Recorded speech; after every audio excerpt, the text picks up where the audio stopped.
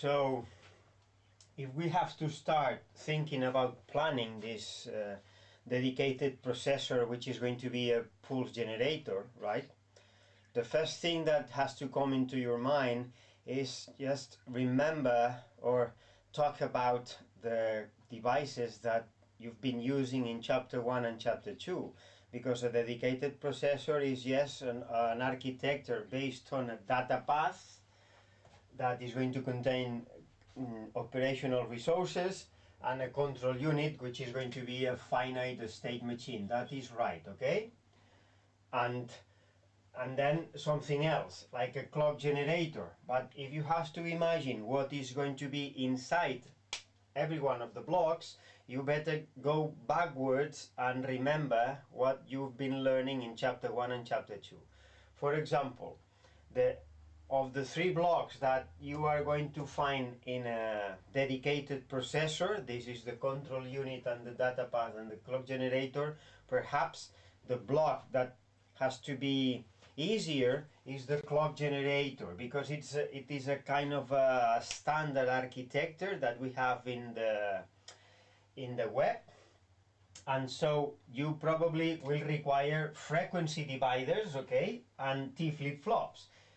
The frequency dividers to get this thing of different frequencies, you know, different frequencies that are going to be required for your system.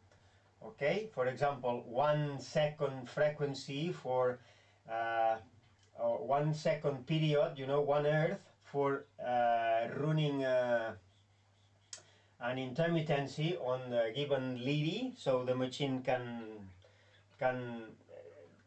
have this kind of signal when running normally. Okay, so or 200 Hz for the debouncing filter to get rid of the bouncings of the key that is connected to the start button, things like that, you know. So if you are going to design different frequencies, the best thing that you can do is to use the standard architecture that is in the tutorial in the P8 about clock generators, okay? And there you will find frequency dividers that are solved using the plan B, and also T flip-flops, which are used for squaring the signal. So the idea here is basically to generate a pulsed waveform and then go and divide by 2 by means of a T flip-flop, but not for dividing by 2 itself, but because you better get a square wave. So here is the point. If the clock generator is going to be, you know, a 4 output device with 4 different frequencies and all of them synchronous to the input oscillator, okay? For example, a quartz crystal of 50 megahertz, okay? So that's a good idea to have, for example, a clock input of 50 megahertz that is going to be from the prototyping board, okay? So this frequency is going to divide it in this way and is going to generate, is going to be used like that, not as a 50 megahertz frequency, but as different frequencies, for example, 100 kilohertz, 1.6 kilohertz, 200 hertz, and 1 second, you know, 1 hertz. That's one thing that you can do. Then if you have to imagine that you have in mind generating a frame of pulses, okay, a frame, you know, a burst of several pulses, and in some way repeatedly, or it is also possible here in this application only one time. If you have to think about this, probably you have to shift the bits, you know. That's a kind of a job that can be solved by means of a shift data register.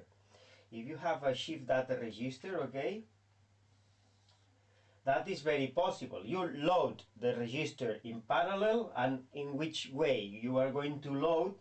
By means of the P vector. So the P is going to give you the kind of sequence of pulses that you like to send, okay? You like to generate as a pulse out.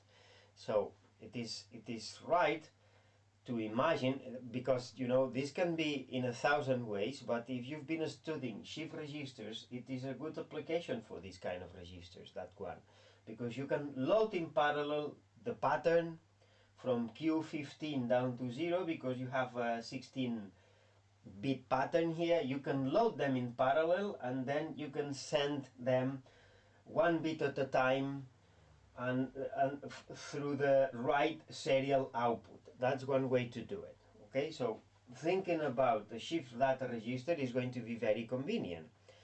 And because you have to go shifting bit by bit while transmitting or sending the frame, it is convenient to go counting how many bits you are going to send in this way, you know. For example, 16. So you have to have as well a kind of a counter. For example, why not a counter modulo 16 that you will go controlling in one way or another by means of count enable or clear direct or whatever way. So the idea is to generate a TC16 output that is going to be high to as a flag to stop transmitting the frame, you know, because the frame has ended because it was shifted one bit at a time by means of a shift data register. So if you have to think now on the data path components, you know, what is going to be inside this block, probably a shift register and a counter are going to be convenient.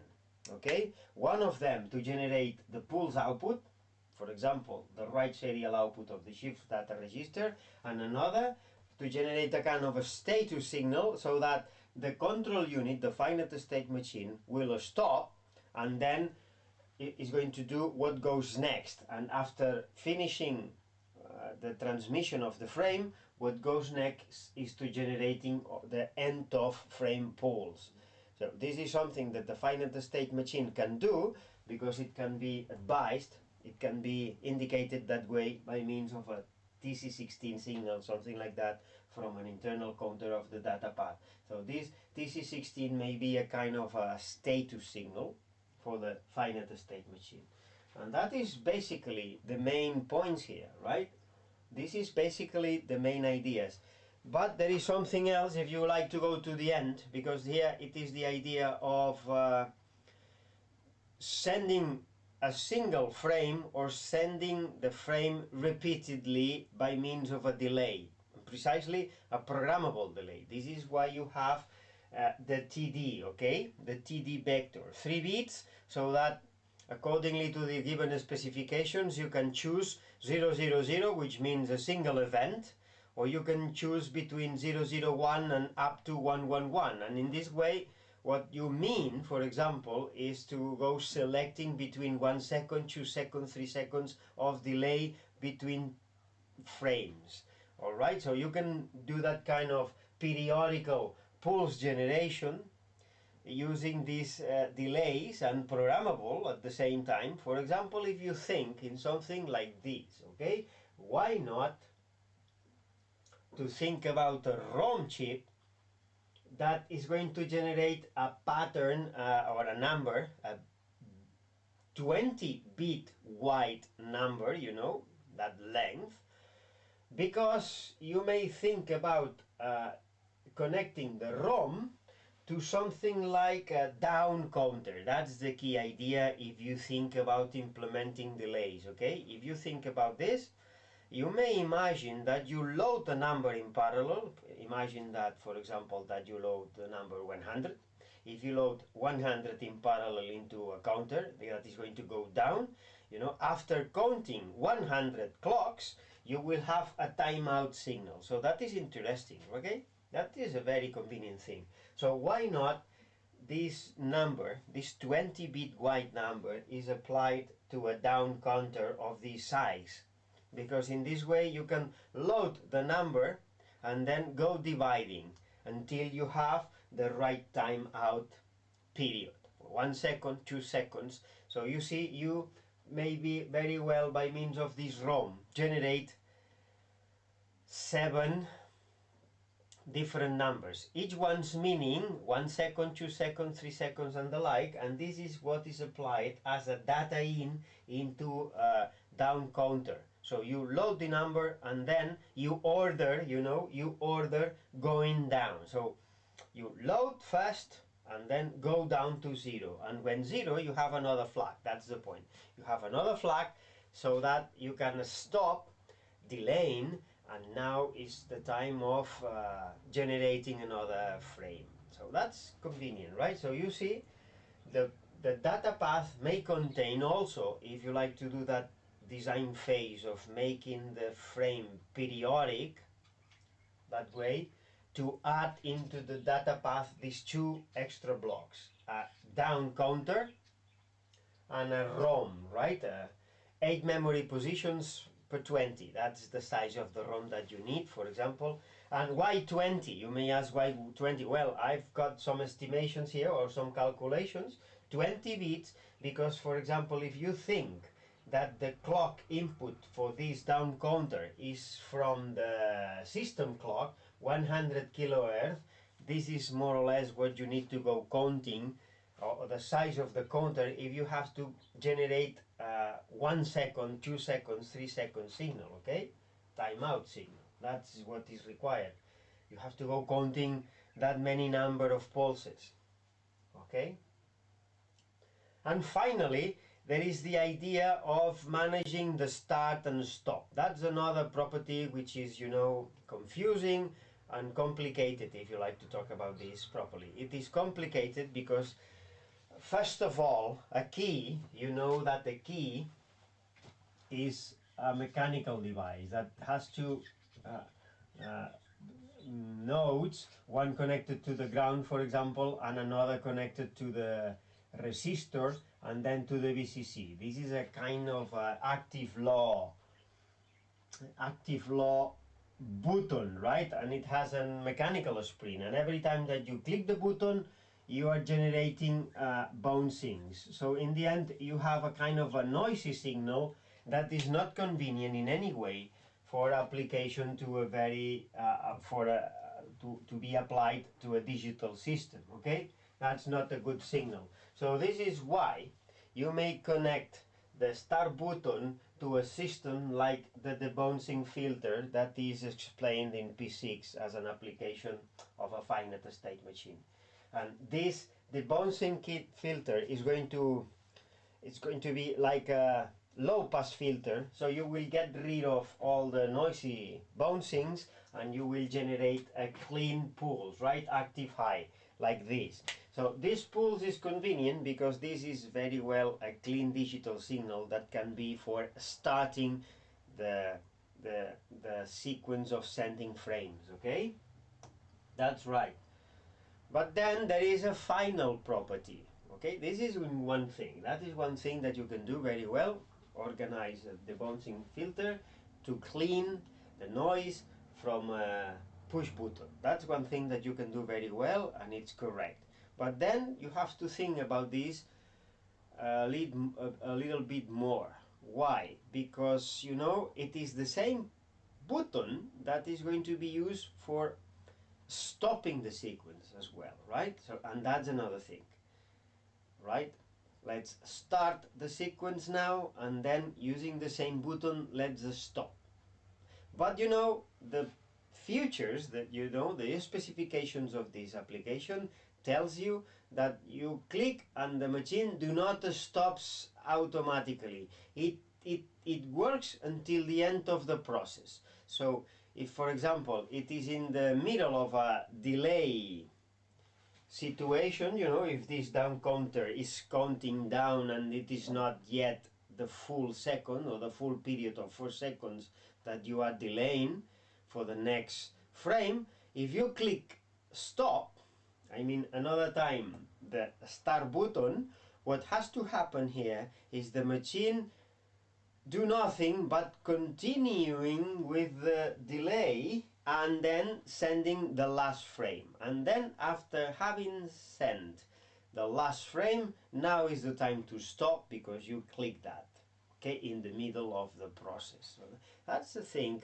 very comparable to what happens, for example, to a printer. If you cancel the printing, normally a laser printer is not going to stop printing, you know. The page is going to go out of the machine, perhaps half of the page. That's right. But the cancellation process do not mean to leave the sheet of paper stuck in the middle of the roller, right? That is not possible. So when you say cancel, the machine perhaps stop printing, but you know, the motors and everything else has to continue working until the sheet of paper is out of the machine. And then you can start another printing. So it's something very similar to what happens the same with a washing machine or a dishwasher. That are typical examples of industrial machines where the idea of cancellation or stopping means, yes, right, that you like to stop washing, but that cannot be possibly done immediately because there is water in there, the machine is rinsing, spinning, you know, the motor has to stop. And that takes time to go. I mean, it takes time depending on the process going back to the initial situation. Okay, so this is why this feature is that important and that interesting. You click cancel, in this case, something like that, cancel the periodic signals of frames of ones and zeros that you are sending. This is what you like to cancel, but that is not going to happen immediately, but after and once the last frame has been sent. So that is what is in stake here. And to do that, you know, to remember, that's the point. You have to remember if by any chance in the middle of the sequence or in the middle of the process someone clicked the button start precisely for stopping, and in which way you are going to do that thing of remembering if someone clicked the button again. It is very simple, by means of a 1-bit memory cell. That's the point.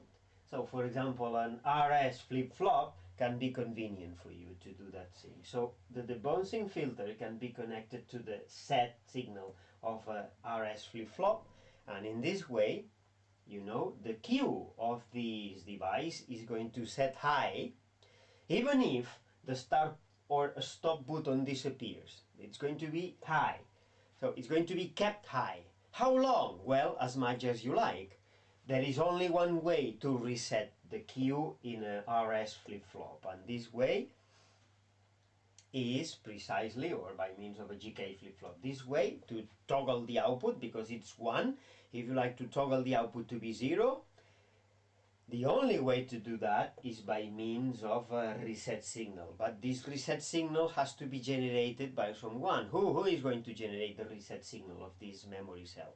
Naturally, the control unit. So you see, in the end, the control unit has a lot of things to do.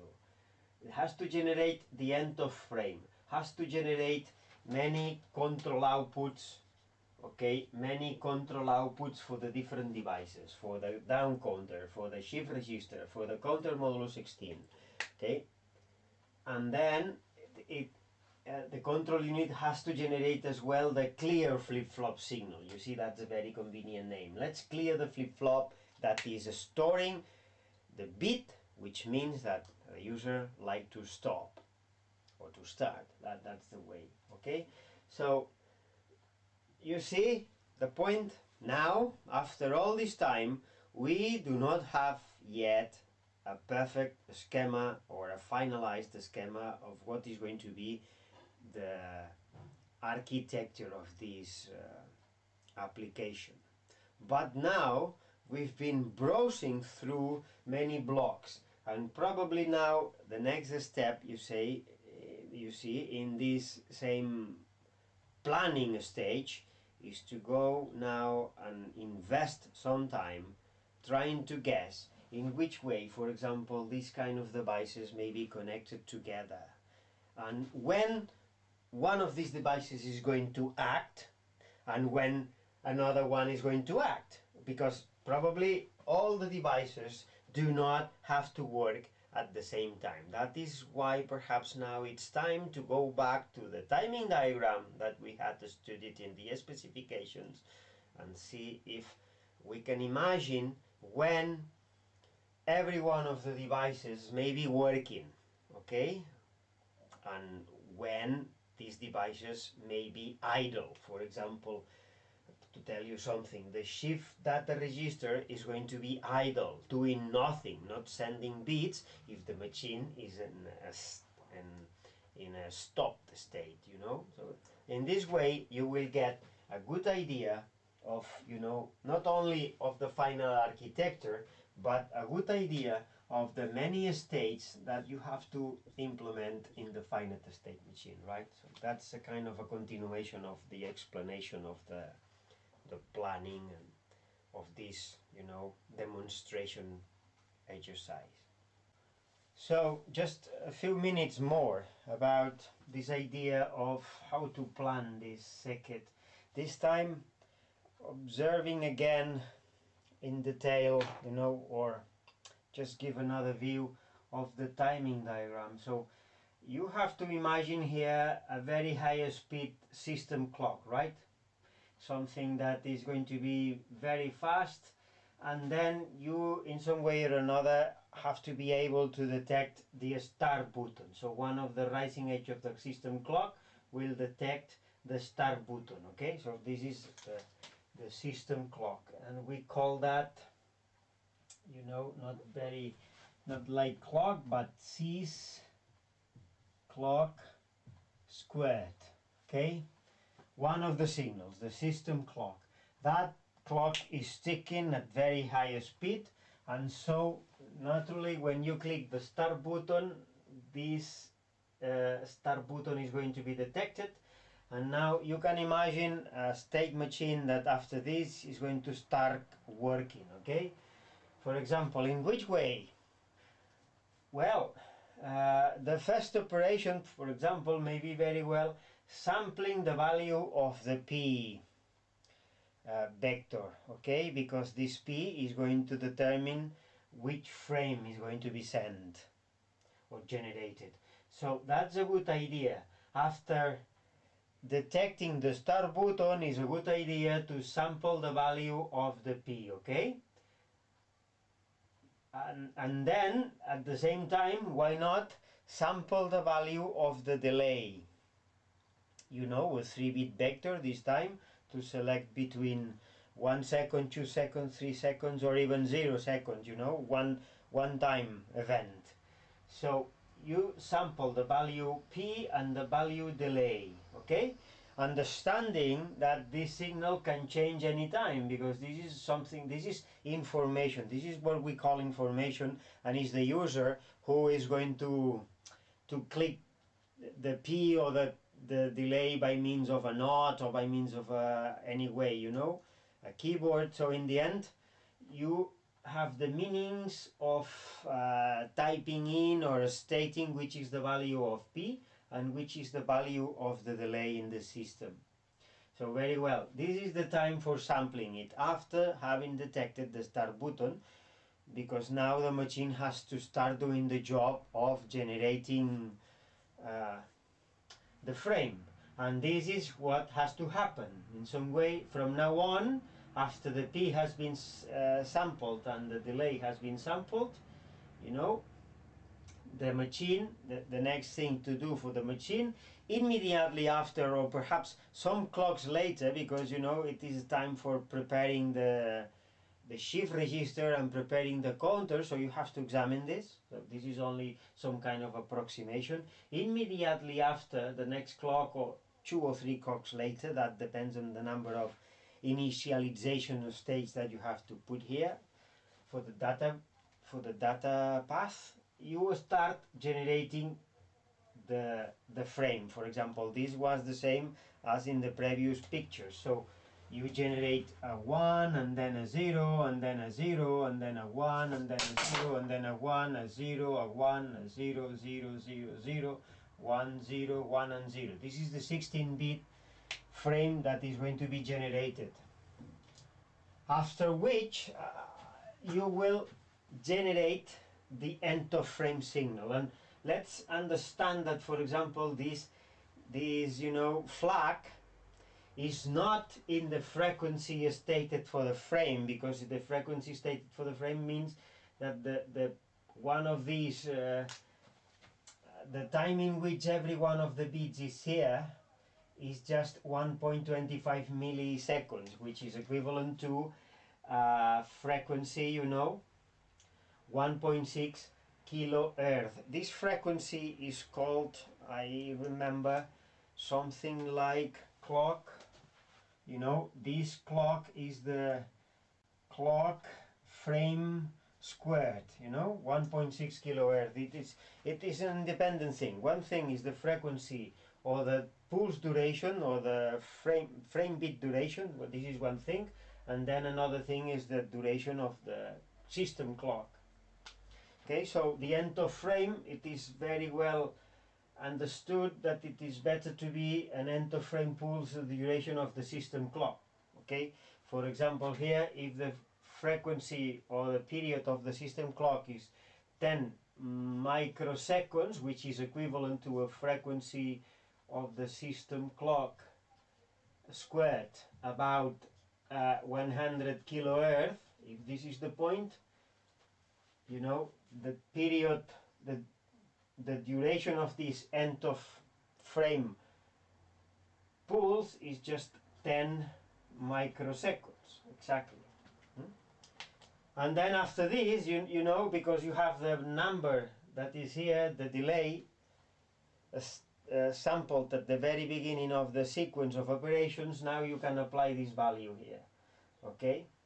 So here, if you are sampling, for example, who knows, 110, which means this is 6 seconds, here is what you are delaying, you know, this is 6 seconds. This is the information that you've been sampling.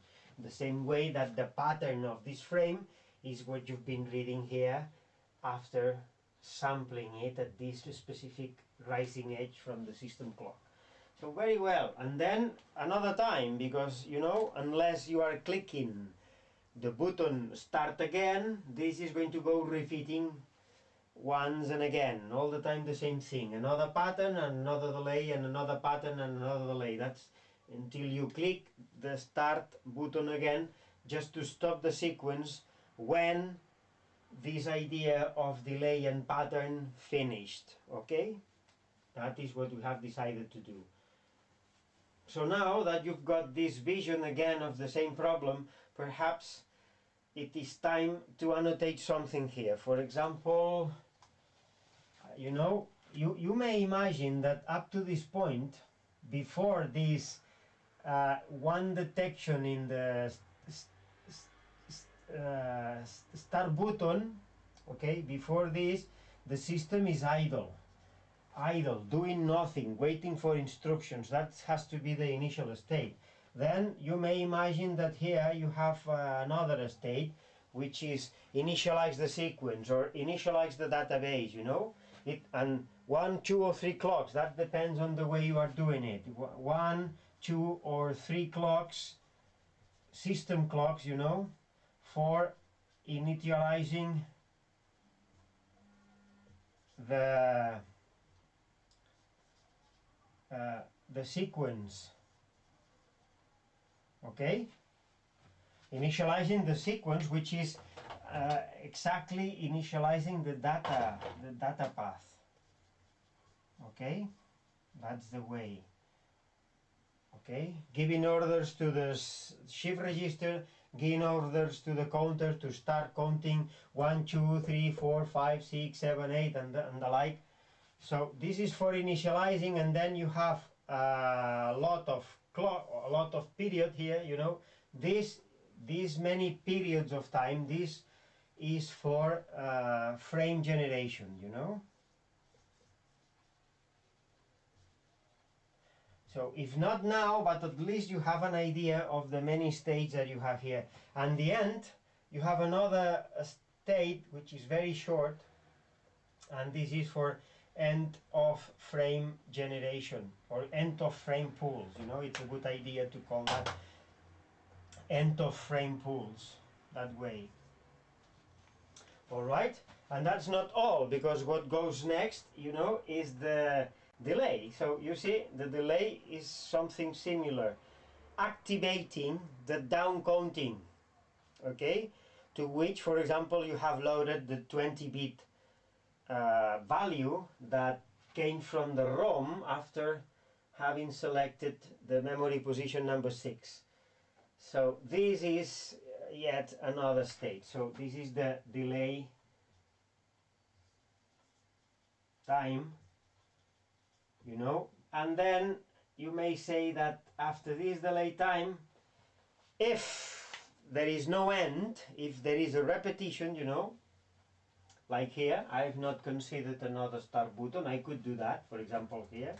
So if I do that here, this is going to be taken as the stop.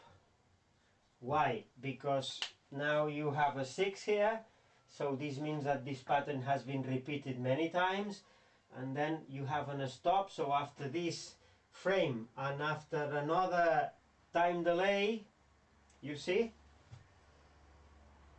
right, the machine will stop, right? So you may imagine that after this time delay,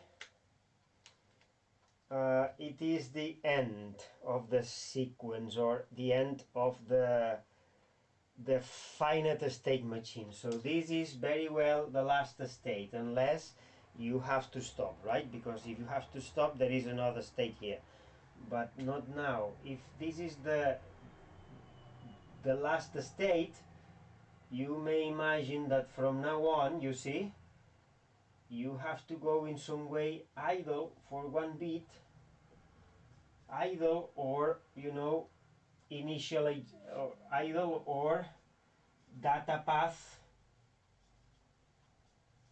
initialization again,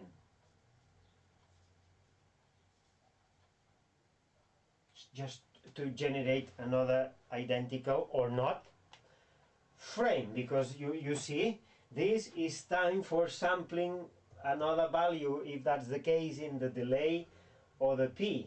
If the user has changed the information for the sequence, the frame conformation, you know, that's the time to do it. Another sample of the delay and another sample of the pulse, right? So that's the way. So more or less, you see, in a broadly way, generally speaking yet, but you've got a good idea of how this is going to work. You've got more or less here a picture of the waveform values and the waveform formation, and the more or less the states that you have to take into account. And so in every state you are going to give orders to different devices in the data path and the like. All right.